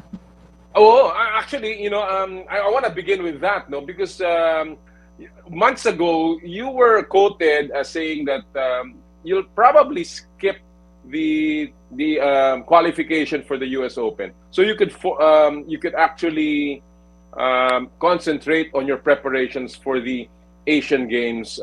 Would it be safe to say that all that you've done in the last few months, maybe in this last month or so, has been for preparatory to your first Asian Games, Alex? Well, that can definitely be said. I've been working really hard these past couple of months, and I've seen a good measure of improvement in my game. But of course, the tournaments that I've played here were these past couple of weeks were also at a very high level. And the goal of this trip, I guess, to Asia was to play some matches against some really good players and get some good wins in. And I think I was able to get the rhythm of competition. So I'm super excited, nothing but excitement to start this first experience. You know, I will go to those tournaments, but of course, the focus right now of many people, lahat ng ating kababayan, is what's going on in your preparations for the Asia. But before I ask you about that, you said nga that you've been preparing for this, your first Asian Games. Why is this so significant for you, Alex? Well, I think iba talaga yung nararamdaman mo when it's a team event. And syempre, I'm always representing the Philippines, but this is really, it's different. It's not just an individual thing. It doesn't feel individual at all. And you know that each country is going to send the best of the best players that they have. So you're sure to get some good matches and good competition out there. And of course, what makes it special also is that it doesn't happen every year. Right. So it's not that often that I get to enjoy playing team event like this. Yeah. You know, everyone says, every athlete that I've talked to always says, hindi naman nawawala yung pressure, it's always there. But the pressure of playing for yourself, I guess as a pro, and playing and representing your country, is there a difference? Well, sa isip ko, I'm always representing naman the Philippines. So, That's right. I try to treat this as, well, just another tournament, diba? Even though it's a good tournament, I know. But I'm just trying to keep my head down and focus on what I need to do next, the steps in preparation, as you said, and try to control the emotions of being a first timer here. You are one of three representatives of the country in the tennis competition, including Ruben Gonzalez and of course Francis Casey Alcantara. But you are the lone woman representative in tennis for the Philippines. How do you react to that? What are your thoughts about that, Alex? Well, I feel very blessed that I have this opportunity. It's that's interesting when you say it out loud. But I'm happy that I'm here with obviously Kuya Ruben and Kuya Nino. I think they're also very experienced in these events, and they're going to be here to cheer for me, and I'm also going to be here to support them, and I think that it's going to be a very fun and exciting week ahead. Interesting that you call both your teammates Kuyas because they're obviously veterans. They're malapit na nga maging tito eh.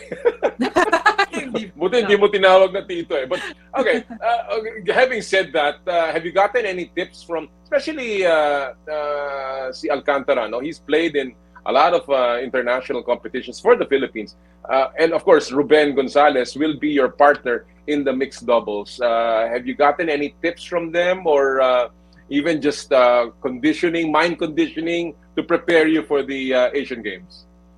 Well, I've known them for quite a long time already, and this isn't the first time we've been teammates. So we played in the SEA Games last year also. So I think that we have good chemistry, I would say, and I think it will be easy to communicate with each other, and definitely many things I can learn from them. As you said, they're much more experienced in these types of tournaments. So I'm very eager to see what they have to bring and hopefully match their energy. In that sense, Alex, have you practiced, particularly with Gonzalez, with Ruben Gonzalez, because he will be your mixed doubles partner? As you said, you have been teammates with them. But this is a different time, a different, I guess, place for you. Have you had any prep time with your teammates? Well, unfortunately, no. As of now, not yet, because we all have our own schedules that we have to follow, and you know, our own careers to think about. And I know that they're both doing really, really well in the doubles tour. And I've also been, in regards to mixed doubles, if that's what you're asking about, that I've been playing a lot of doubles events as well, and playing with a lot of boys, practicing with some boys. So I think that I'm well prepared, and I know that they're also well prepared. So we're gonna give it our all when we step on that court. Have you seen the field that you'll be competing against, particularly in the women's side, in the singles? Have you seen it, and what do you think about the opponents?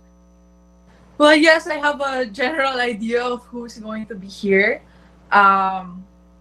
And definitely it ranges. I think there's going to be a wide range of different game styles and some top players, some really, really good players. So that's another reason why I'm so eager to play this, is that it's another tournament that can give me exposure and just another opportunity for me to learn. And you know, doesn't matter who I play against, I'm going to try my best to win. And if I don't, you know, that's just another lesson.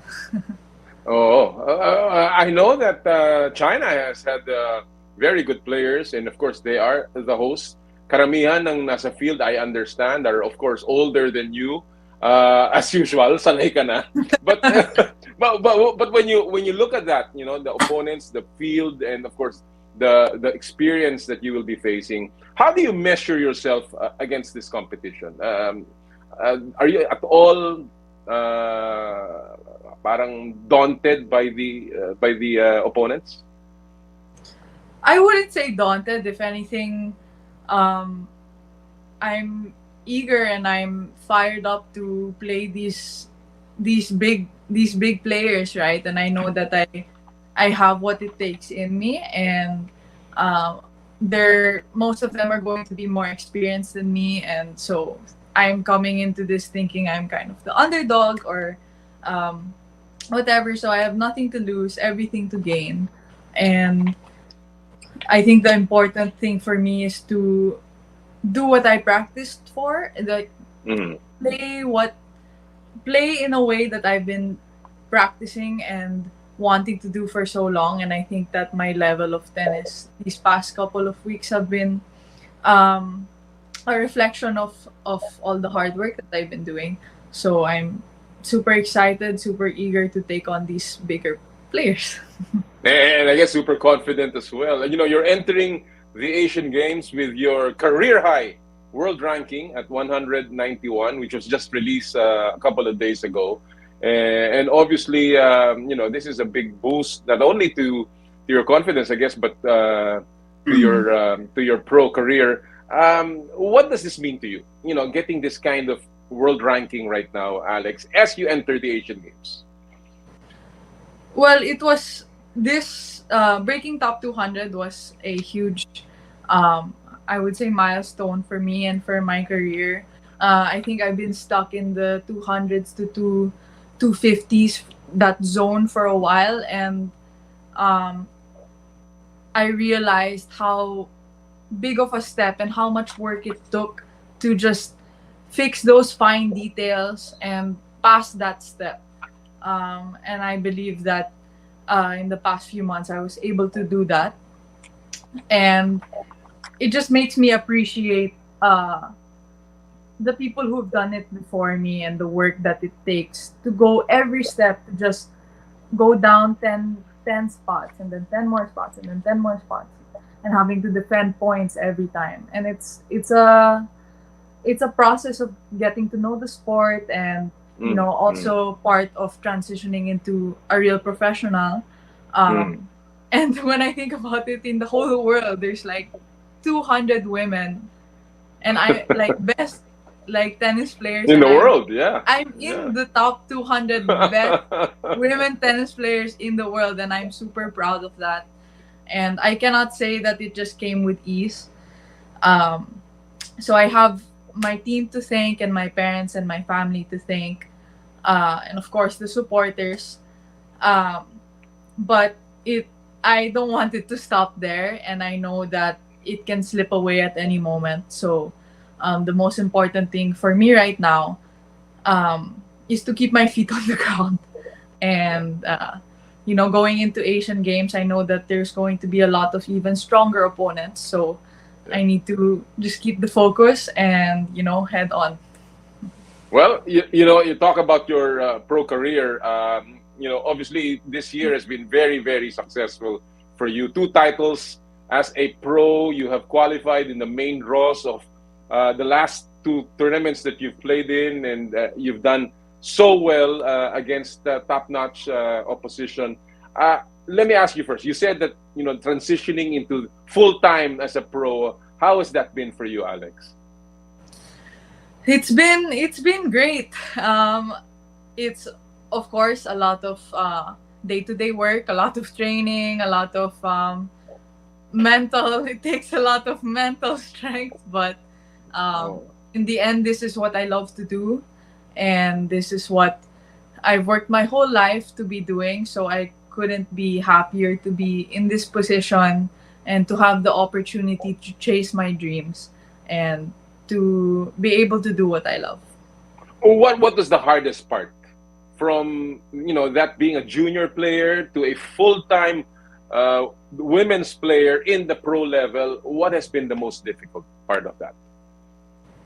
That's a good question. Well, I think it's, for one, learning to accept that the improvement's not always going to be like this. It's gonna be slow. It's very slow, and the higher you get up the mountain, the steeper it will get. So the improvement won't come as fast anymore. And of course, to just realize that this is a job now for me. This is like, this is what I'm going to do for, it's not just an after school activity or, it's really my career now. And I'm super blessed to be able to say that. But with that comes a lot of responsibility, which I am still navigating. And I have my parents and my coaches to guide me through that. But I think that this helps me grow as a person and also mature a little bit.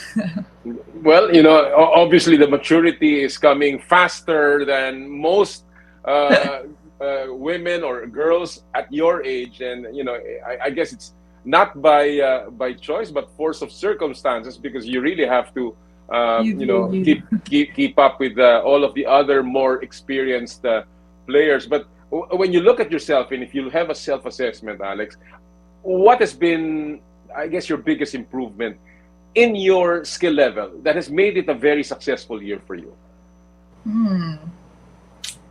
I think physically I've improved a lot. Are you stronger? Are you stronger now, you think? Yes, I can say. Nararamdaman ko nga.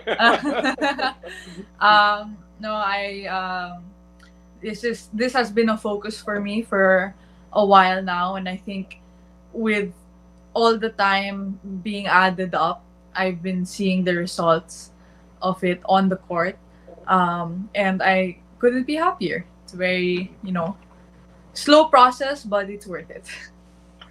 Well, obviously the conditioning is there. We can see that in your results, and I guess it also comes as you mature. Your body matures also towards your full strength. No? But there are also, of course, clear humps along the road.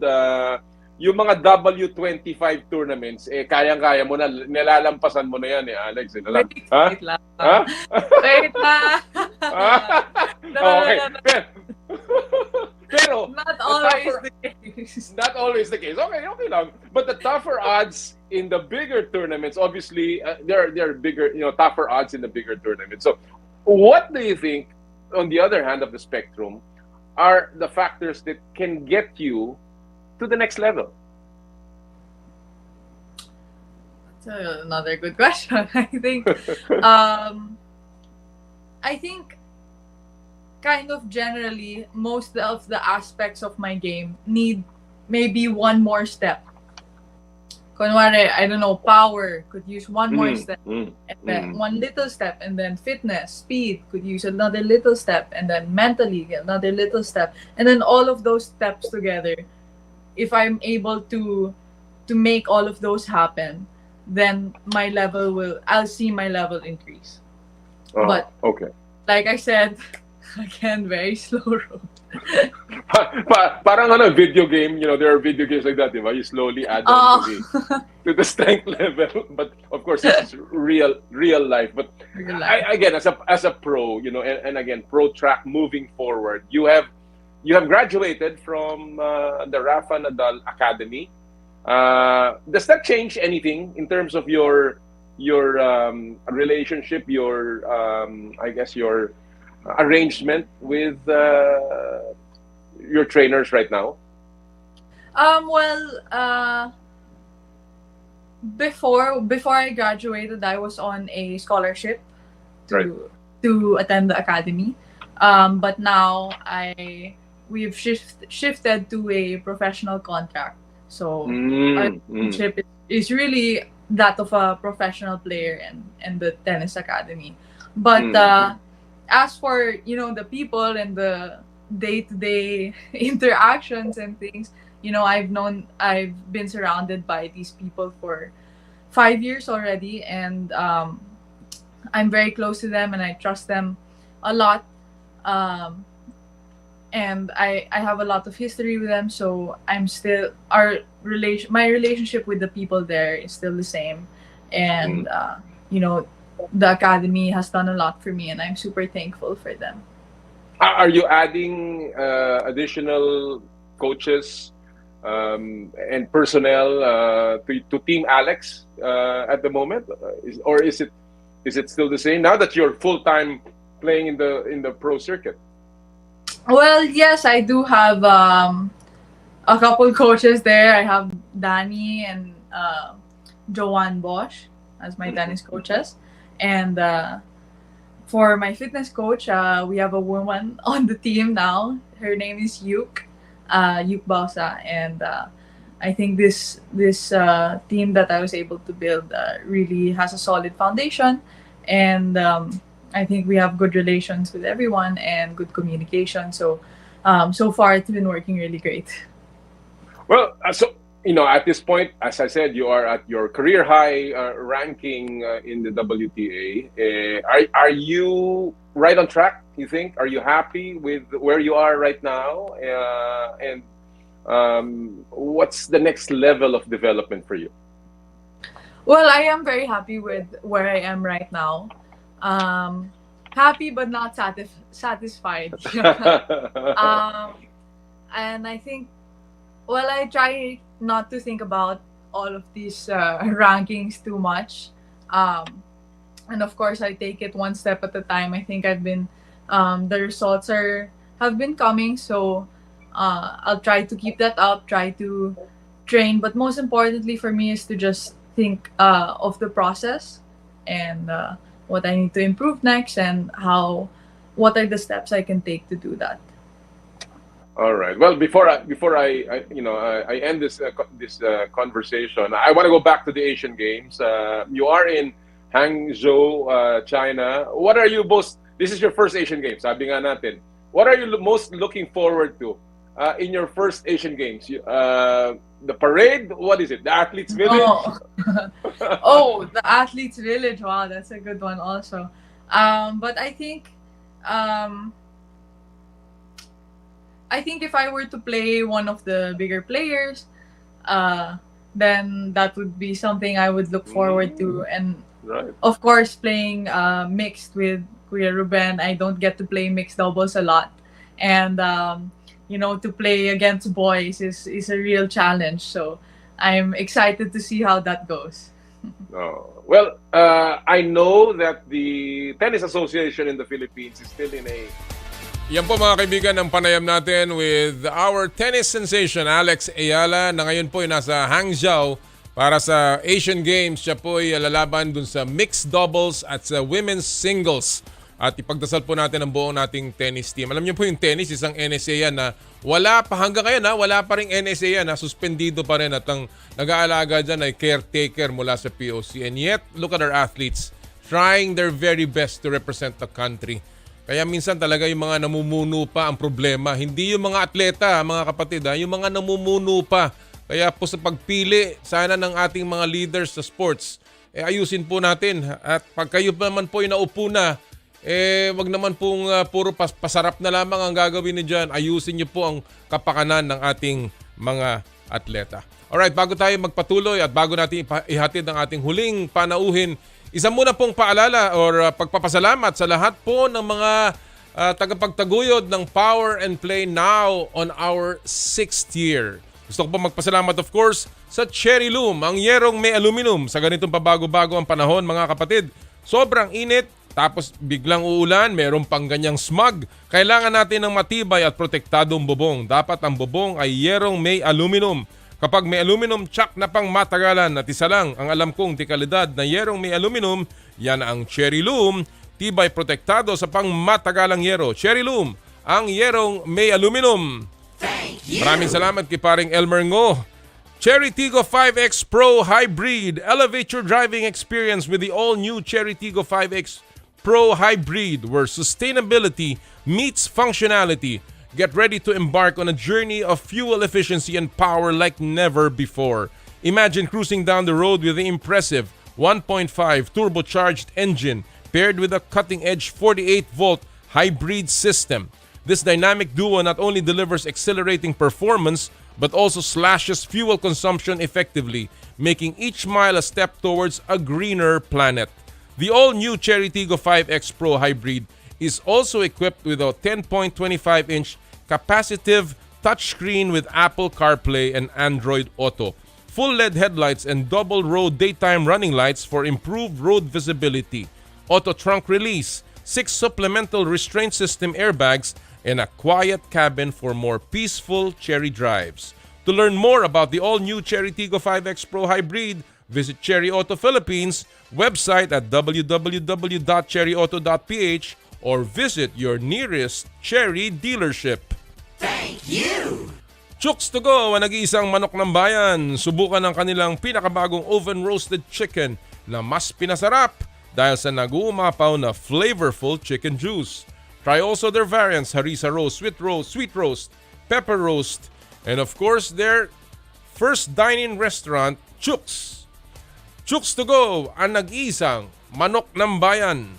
Thank you! True religion is in the Philippines, where passion meets power. Experience it firsthand. For your best style choices, visit True Religion at Conrad S. Maison, Mall of Asia Complex, Resorts World Manila, and Hacienda Designer Outlet Silang Cavite.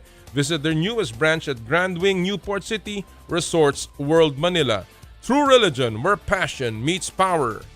Thank you! Joyride, ang bago ninyong kasundo. First booking nyo mga kasundo, use promo code JRMC Taxi, 50% off on your first MC Taxi ride. Book a Joyride MC Taxi for safe, affordable, quality, and fast rides. Ano pa ang hinihintay nyo? Download the Joyride Super App on Google Play Store and the App Store. Joyride, ang bago ninyong kasundo. Thank you! Elms Seafood Paluto, the latest offering of the Elms Resto Bar Group, located at Unit 2 Ground Floor, Cali Bistro, Ever Commonwealth, Quezon City. Enjoy their delectable seafood menu in a relaxed casual dining atmosphere for your salo-salo seafood meal. Elms Seafood Paluto. Thank you! Skin, your face and body anti-aging center with branches at Alabang Town Center and Green Hills San Juan. For your skin assessment and treatment schedule, please call 0917-890-1640 or 0977-809-8886. Thank you! ASEA Subic Beach Resort. Experience the getaway that you deserve and dive into limitless happenings, rejuvenating experiences, and gastronomic adventures. ASEA Subic Beach Resort. Thank you. M2 tea drink with malunggay, okra, and luya. Drink your gulay and fuel up on energy with M2 tea drink with malunggay, okra, and luya, your natural source of electrolytes. Thank you. Smart. Live more today. Maraming salamat po sa lahat ng ating mga tagapagtaguyod ng Power and Play. Alright mga kapatid, at this point, we are just about ready to bring you our next guest. Pero bago yan, isa muna pong pagsilip sa mga kasaysayan ng palakasan this week in sports history.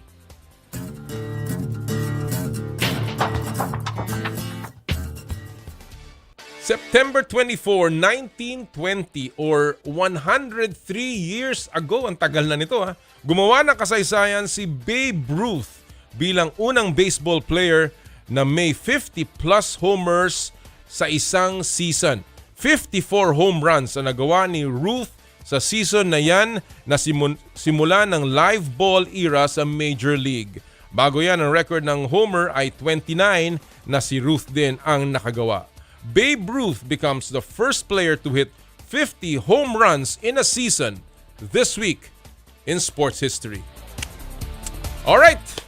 And we are just about at the tail end of our show. And of course, pagdating dito, we'd like to feature some of the celebrities and the stars in the spotlight.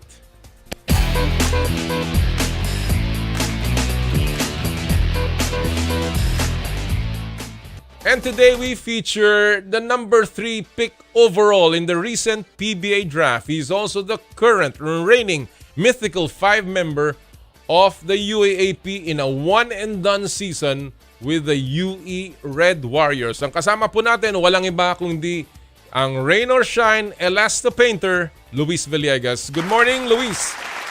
Thank you for joining us today. Good morning. Thank you. Thanks for having me.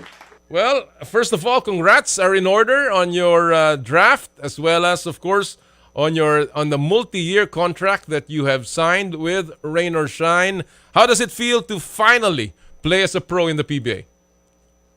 Amazing. You know, it's a dream come true. And just excited to be with this wonderful organization who believes and trusts in me. So I'm just getting ready to, give them everything I got. You know, as early as December of last year, after the UAAP, you had already declared your interest to play in the PBA in a time when so many young talents are moving over, crossing over overseas.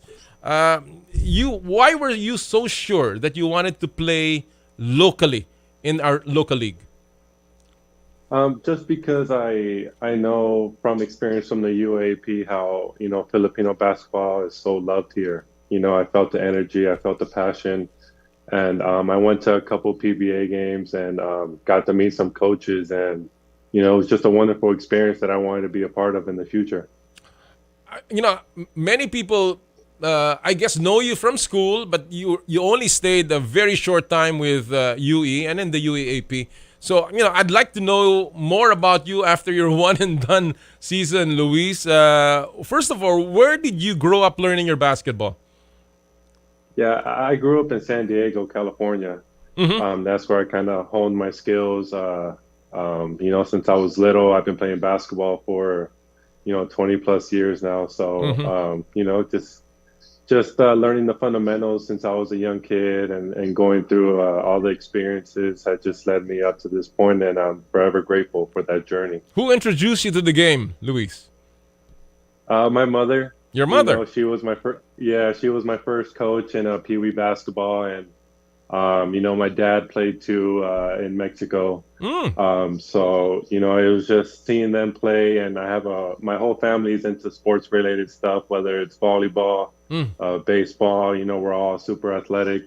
So it was just something that was a passion of mine and a passion of my family. So I just dove right in. How many siblings do you have, Luis? I have 2 younger siblings right now and 1 older brother. So, and all of them are in sports, as you said. And of course, your dad, you said, played. Your mom also was your coach. So this is a sporting family. Definitely. As I got older, life kind of hit and, they stopped playing. But they never stopped me, from continuing my dream. And even now, they're just super proud that I was able to fulfill, their dreams and my dreams as well as being a professional basketball player. I want to know which part is the Filipino side to you? My mother. My Your mother. mother's side. Yeah, my grandpa, he's from Cavite, Noveleta. What is your mother's maiden name? Villegas. Villegas. Ah, okay. So you're carrying Yeah. your mother's name. All right. And Yes, yeah, I'm you carrying come her from Cavite, in other words, no? Mm-hmm. All right. And did you know anything about Philippine basketball as you were growing up? Very little. It wasn't until I was thinking of coming over here before the UE season. I started doing my research and watching a couple games, Right. and but it was still a shock when I got here. Seeing it in person, feeling the energy and feeling the excitement. It was amazing. I want to ask you about that, but before I ask you about that, but who was growing up? And you said you grew up in California. Who were your idols growing up? Basketball I idols. would have to say basketball idols. I always like shooters, Okay. so Larry Bird, Reggie Miller, Klay Thompson. Klay Thompson was a big one for me just because I know he plays defense. He's always guarding one of the best players on the opposition's team. So, and he's an amazing shooter. He's one of the best already so far. So, yeah, those would probably have to be them right there. Well, those are big names, and those are, of course, legends of the game. And there are sure signs of your style as well as your ability to shoot that three from all of these three great three-point shooting players. Luis, what is your biggest motivation for playing basketball? I would have to say my family. Just how much they believe in me and they push me to continue my dreams. It was hard to leave home, come to a different country by myself, but they pushed me out. They wanted me to follow my dreams, so I can't let them down now. So they're my biggest motivation for sure. All right. Well, you had a spectacular one and done year with the UE in the UAP, netting you a Mythical 5 award, of course. You had averages that were very impressive, 13, 8, and about 2 steals in a game. What did your stint in the UAP teach you about Philippine basketball in particular? Just how dedicated, they are to basketball. I would walk down the street and, to see basketball hoops hanging on the side of a house or, on a pole and seeing little kids play. So it was humbling to see and, made me appreciate where I was and what I was doing and, take advantage of every opportunity that I had, to play at UE. Do you think that it would have served you more if you had played a little longer, or one year was good enough for you? We always talk about it. I talk about it with my UE boys that are still there. What if we had another year? And it would have been amazing. To be in that experience again. It was short. It was a short year. But I felt like if I would have stayed, we would have, had the team together, and it would have been an amazing second year. We would have made a bigger run for sure. Well, you had a good run. You were always there in the games. You finished 5-9, but still, it was a year that surprised many. Just like many were actually surprised with your selection, despite your inactivity, despite the injury, you were picked up in the third pick by Rain or Shine. Were you at all surprised by that selection? From my agent, he was telling me, just be ready for anything. Be ready to go either top 5 or, top 10 or whatever. We knew that the injury was a factor. So, I came in with the mentality of, whatever happens, I'm just going to be ready and thankful for whatever organization picks me. And And it ended up all working out. Rain or Shine is a great organization who trusts me and believes in me. So I couldn't be happier. Your coach, your soon-to-be coach, well, your coach now, Coach Yang Yao, has spoken glowingly about you. His words were high character guy, highly skilled, modern big. Your reaction on the faith, on the great faith given to you by somebody who really doesn't give that kind of praise to many players, Coach Yang Yao, especially to a rookie. Yeah, very thankful. I understand how big coaching is in the Philippines and, his statue here. I just very grateful for him to see that in me. And, it encourages me more just to, prove him right, prove him that what he sees in me is correct. And, I'm going to go out there and show everyone else what he sees. He has said that you are a modern big, but you played in UE and you were a guy that was making threes left and right. You were carrying the ball, you were making those passes. Let's clear this up. Are you a big or a big guard, Luis? What do you think of yourself? I would like to think of myself as a hybrid, a big guard. I think the closest comparison that I can kind of put myself is one of my former coaches at TNT would be RDO. Just how he plays and, his style. We always joke around, and give each other, some nudges here and there. But, I definitely a combo of a big and a guard. Excellent. Well, that's exactly what the Rain or Shine needs, and obviously they're getting what the doctor has ordered. Talking about Rain or Shine, have you met your team, and what are your impressions so far of your team? Yeah, I've met them. Yeah, yesterday was the first day I met Gabe Norwood, and the impression of the team is just very energetic, very welcoming, a good group of guys on and off the court. Our energy is amazing in practice, but when practice is over, we're all joking around and having a good time. And I'm just very blessed to be in this situation with these group of guys that are so supportive of me with this injury. They're very invested. They're telling me, don't rush anything, take your time, we'll be waiting. So, that gives me the hype to, get better as soon as possible so I can be out there with them. Talking about your injury, what is the timetable for you? Coach Yang has said January. How is your injury? How are you healing right now? We're doing good. Where everything is going well. January is still the timetable. But we're being cautious. We don't want to rush anything. And we're just taking our time with it, but we're also trying to be proactive with the injury as well. Soon you will be in the Pro League, and that's a big jump from the UAP. Obviously, a big difference. What are you most looking forward to in the PBA, Luis? The level of competition.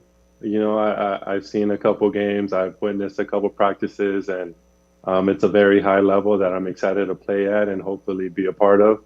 So I'm just ready to get out there and show, the PBA what I can do. Are you ready for the physicality? I would say I am. In practice, it's very physical, so I would get a little taste there. But I believe I am. Yes. All right. I got a couple of questions here before I let you go. If you were to be asked, and obviously you've seen the PBA, you've watched the games of the PBA. Who do you want to guard? Who do you want to guard? Who do you want to match up coming into your rookie year? No one in particular. There's obviously a lot of people that stand out, but as a rookie, you kind of just you got to be humble in this experience and just be ready for anything. So no one really in particular. I'm just ready and excited to compete with all these guys in the PBA. Talking about being ready, what do you think do you bring to the table of Rain or Shine if and when you begin playing with them in the PBA? Definitely shooting, some great defense, a lot of rebounding, and just the energy guy, someone that can bring energy to the team. Someone that's willing to do the little things that help the big things matter in the big games, and and just bring another perspective. From sitting down and watching practice, I'm able to see the game from a different point of view, and hopefully just help my team out with seeing things from a different perspective. As a rookie, Luis, what do you think will be your goals for this year? My goals for this year would be Rookie of the Year. Is up there. Winning the championship with rain or shine is obviously our goal. We shoot high, and that's always what we want to shoot for. So I would have to say those are my goals right now. It's just big accomplishments for everyone. Well, I now I see why Coach Yang drafted you. Obviously, you're not only a high character guy, you are a very driven player, but also you will represent rain or shine very well. You're very eloquent, and of course, you come out really well. Thank you so much, and I wish you all the best, Luis, in your rookie year. I hope that your career will fly. Will be starting with flying colors, and we wish you all the best in your pro career. Thank you so much. Thanks for having me on the show. Thank you for joining us. Mga kaibigan, ang number 3 overall pick of the PBA draft, Luis Villegas. Wow, it'll be exciting to have this kind of player in your lineup. He's gonna bring a lot, and we certainly hope his injury heals right away, and sana nga ay lalo pang mapasaya ng katulad ni Luis ang mga fans ng Rain or Shine. Alright, that will do it for us today. Pero bago po yan, of course, gusto ko munang i-announce lahat po ng mga nanalo sa ating mga promos dito po sa Power and Play. Unahin natin yung top-up promo ng Joyride. Ang mga nanalo po ng 1,000 pesos e-wallet credits. This week, si Sammy C., Rachel Joy Rosalejos, Maxwin Ambros, Cristino Flores, at si Alfie Guillermo. Congratulations, you win 1,000 pesos e-wallet credits. Magagamit nyo sa MC Taxi at sa delivery and sa Joyride car, as well as Joyride Taxi. Alright, doon po sa nanalo last week ng Joyride Limited Edition Aqua Flaska na nagpadala po ng entry niya. Tingnan na nga natin, Santi, kung sino yung nanalo natin last week.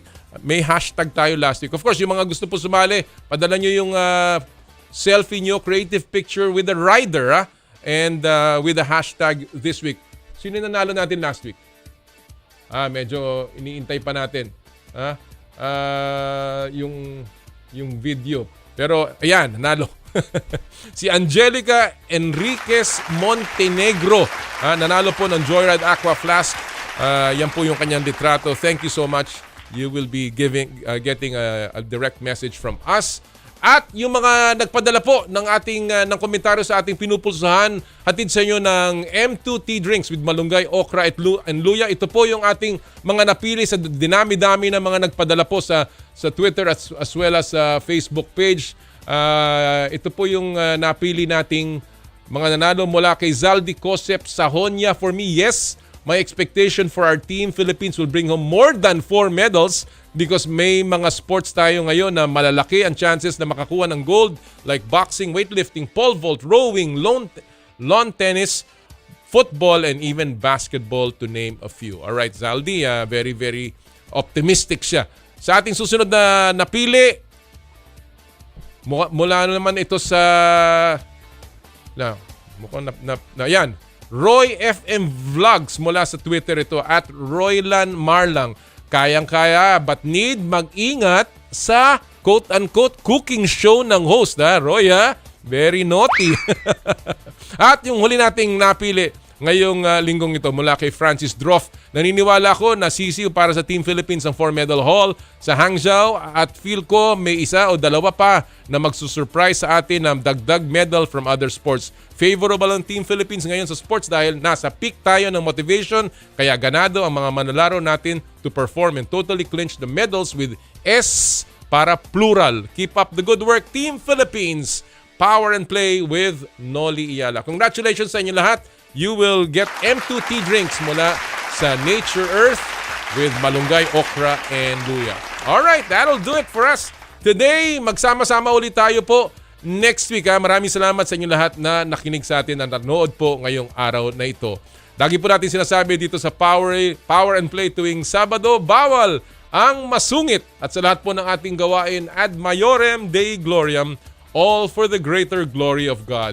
Kami po ang 1PH Teleserbisyo para sa Pilipino. Susunod na po ang inay ko po. Happy Sports Weekend mga kapatid! More power, more play.